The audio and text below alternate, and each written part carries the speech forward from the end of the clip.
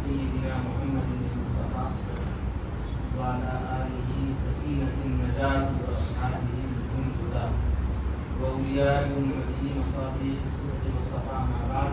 أعوذ بالله من الشيطان الرجيم. بسم الله الرحمن الرحيم. ولا تقولوا لمن يقتل في سبيل الله أموات بل أحياء ولكن لا تشعرون. صدق الله العظيم وصدق رسوله النبي الكريم.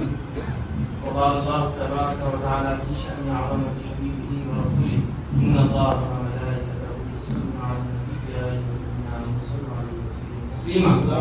اللهم صل على سيدنا ومولانا محمد وعلى آل سيدنا محمد طب القلوب ودوائها وعافية الأبدان وشفائها ونور أبصار أوليائها وعلى آلك وأصحابك وأزواجك وذرياتك ومشايخ محبتك ورحمة إليك بعنك الوراء وبحق سيدنا الحسين وسيدنا الغوث الأعظم وبارك وسلم.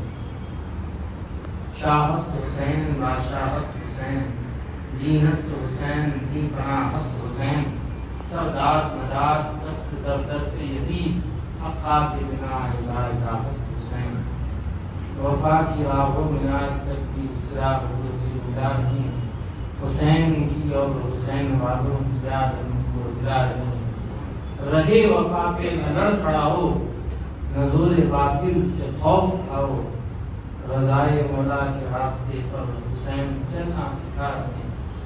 عشق کی انتہا نہیں تو پھر اور چاہے بتائے کوئی مگر نہ کس واسطے یہ پیاسے گلے خوشی سے کٹا رہے ہیں. نہ جانے کتنے ابھر کے ٹوٹے ہیں معبود ہجوم سے بھی حسین نور حیات بن کر تمام عالم کو چھا رہے ہیں. نسب کی عظمت کا راز ہے یہ حسین ہے جب ہماری سیفی علی کے بیٹے خدا کے راستے شروع سے ان کو چلا رہے ہیں.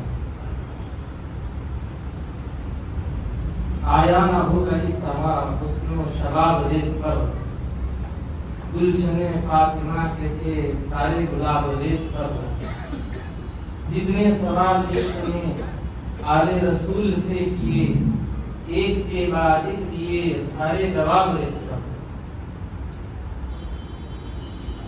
عشق میں کیا لٹائیے عشق میں کیا بچائیے آل نبی نے لکھ دیا سارا نصاب ریت پر. پیاسا حسین کو کہوں اتنا تو بے ادب نہیں پیاسا حسین کو کہوں اتنا تو بے ادب نہیں لم سے لبے حسین کو ترسا ہے آب ریت پر.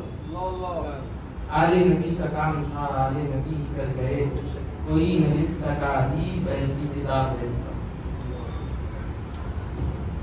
شہ نشین پر تشریف فرما قاری گرامی فضیلت مآب حضرت مولانا پروفیسر ڈاکٹر سید محمد نصیر الدین حسینی رضوی قادری شفیع میری مدد العالی و عامل قاری گرامی حضرت مولانا مفتی سید سیف الدین حسینی رضوی قادری شفیع میری اور دیگر اخوان گرامی بزرگوں دوستوں عزیز ساتھیوں السلام علیکم ورحمۃ اللہ وبرکاتہ. وعلیکم السلام ورحمۃ اللہ وبرکاتہ.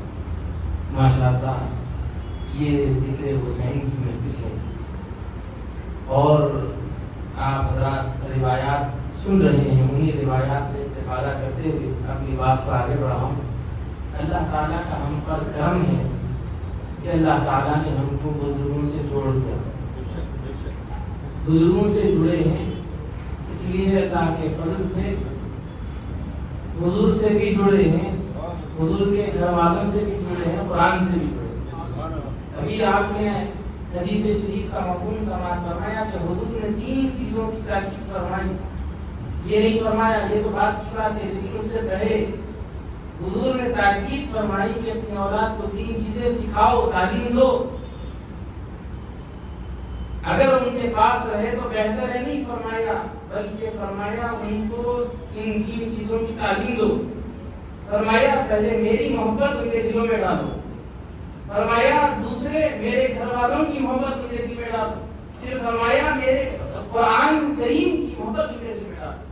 اور ہمارے بزرگوں کا ہم پر ایسا احسان ہے کہ ربیع الاول شریف کا مہینہ آتا ہے حضور کے معجزات حضور کے کمالات حضور کے اوصاف حمیدہ سنا سنا کر ہمارے دلوں میں حضور کی محبت ڈال دیتے ہیں.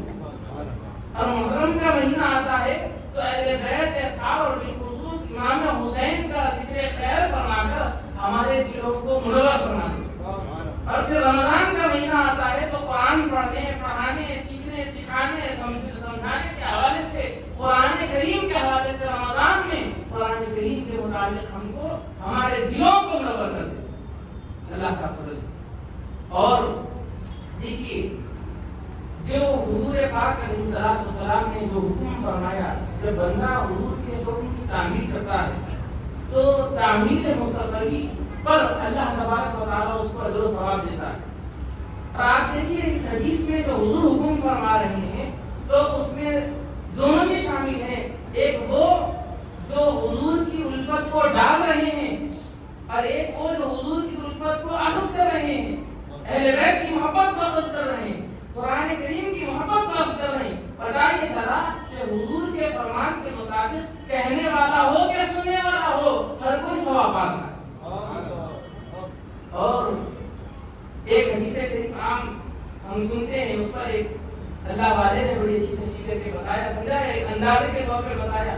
ویسے تو شہدائے کربلا اور امام حسین اپنے بھی سماعت کیا کہ اس واقعے کے متعلق حضور نے پہلے سے خبر دی, پہلے سے بتا دیا کہ ایسا ہونے والا ہے, ایسا ہونے والا ہے. کربلا کی مٹی آئی, حضور نے لیا, حضرت بی بی ام سلمہ ام المؤمنین کو عطا فرمایا, کہا کہ جس دن میرا نواسا حسین شہید ہوگا اس دن یہ مٹی لال ہو جائے گی. فرمایا یہ سب کچھ سرکار کو معلوم تھا. اچھا دیکھیے, سرکار کو معلوم تھا تقدیر میں یہ سب ہونے والا ہے, لیکن دیکھیے سرکار دو عالم صلی اللہ علیہ وسلم کیا دعا فرما رہے ہیں. یہ تو ہم عام طور پہ ہم جیسے لوگ گناہگار اگر کسی مشکل یا پریشانی کے بارے میں معلوم ہوتا ہے تو ہم کیا بولتے ہیں, یا اللہ پریشانی کو ختم کر دے, یا اللہ پریشانی کو ٹال دے. لیکن حضور پاک علیہ الصلوۃ والسلام اپنے شہزادے کے بارے میں اللہ کی بارگاہ میں دعا فرما رہے ہیں, اللہ کی بارگاہ میں دعا کر رہے ہیں کہ مالک جب میرے حسین پہ یہ وقت آیا تو اس کو سامنے ختم کر. یہ حضرت امام حسین ہے. اور امام حسین کے مقام اور مرتبے کو سمجھنے کے لیے بے شمار احادیث آپ نے سماعت فرمایا. ایک روایت یوں کی ہے کہ ایک مرتبہ حضور راستے سے تشریف لے جا رہے, راستے میں ایک چھوٹا بچہ کھیل رہا تھا, صحابہ کرام ساتھ ہیں. حضور پاک علیہ الصلوۃ والسلام اس بچے کے قریب تشریف لے گئے اور اس کو اپنی آغوش میں لیا, اس پر محبت اور شفقت فرمانے. صحابہ کرام دیکھ رہے حضور کے یہ محبت فرمانا, یہ شفقت فرمانے کا انداز, کیا یہ حضور کا کوئی خاص ہے یا کسی حضور کے خاص کا بیٹا ہے, یا کوئی اسی حضور سے رشتہ داری ہے, کیا مان رہا ہے.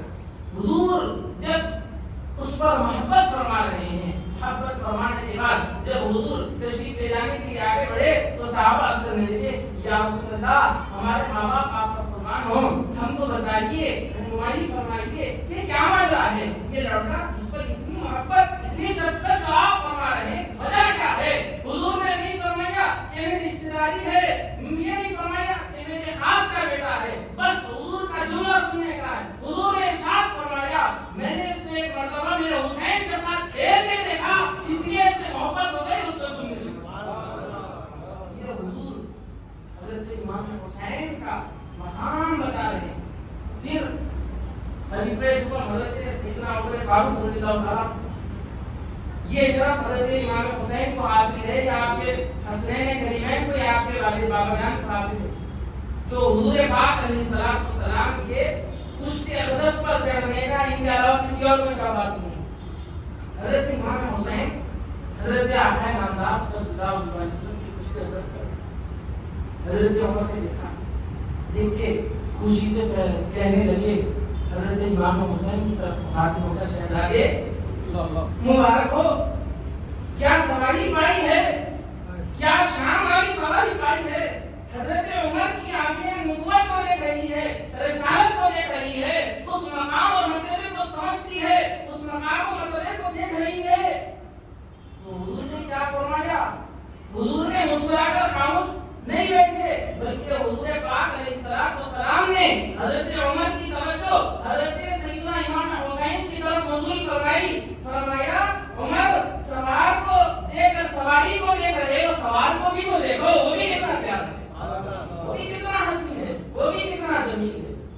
حاضرین محترم، یہ امام حسین ہے جنتی نوجوانوں کے سردار، حضور کو اللہ تعالیٰ نے ان کو بنایا.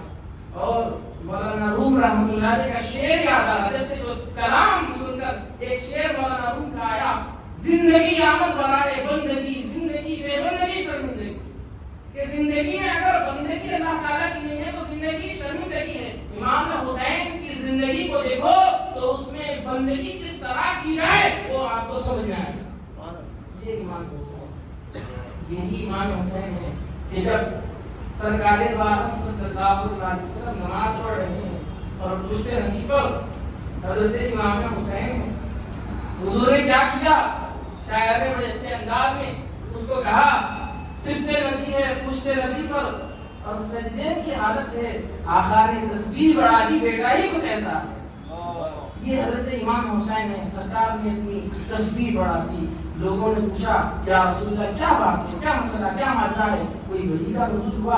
حضور نے فرمایا نہیں، حسین میری پشت پر بیٹھ گئے تھے، اگر میں اٹھ جاتا وہ گر جاتے اور ان کو تکلیف ہو جاتی، ان کی تکلیف مجھے برداشت نہیں ہوتی، اس لیے میں نے تسبیح بڑھا سجدہ تکلیف کر دیا. عزیزان محترم، یہ حضرت امام حسین ہے.